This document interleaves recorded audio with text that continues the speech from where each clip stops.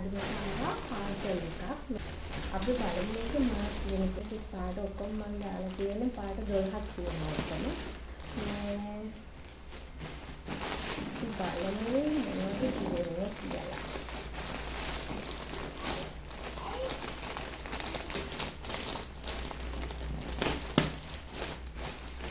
පාටක් ගොඩක් තියෙනවා. අස්සල රෝස පාටක්. ඒ වගේම කහ පාට තියෙනවා. කොළ පාට. මේක කොළ පාට. මෙරුන් කලර් එක. සුදු පාට.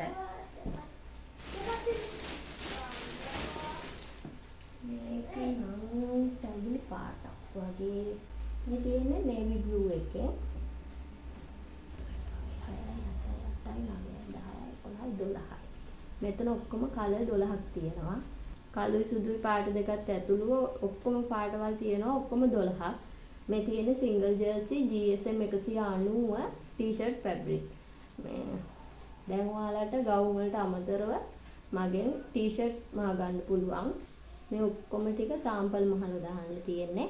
මේ ඔයාලා කැමතිම සයිස් එකකින් small, medium, large, XL, double XL වෙනකන් සයිස් 5කින් ලේඩීස් ජෙන්ට්ස් ඕන විදිහකට ගන්න පුළුවන්. කැමති කලර් එකකින් ඔයාලට ගන්න පුළුවන්.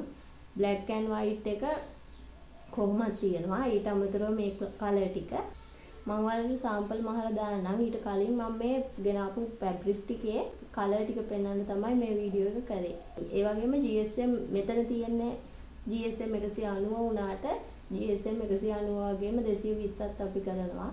ප්ලේන් කලර් විතරයි අපි දැන්ට කරන්නේ. සාම්පල් මහන්න වගේ අපි මේ කලර් ටික ගෙනාවට මීට අමතරව තව ගොඩාක් කලර් තියෙනවා. දැන්ට මට කියන්න ඕනේ උනේ අපි ඉස්සරහට ටී-ෂර්ට් උත් කරනවා.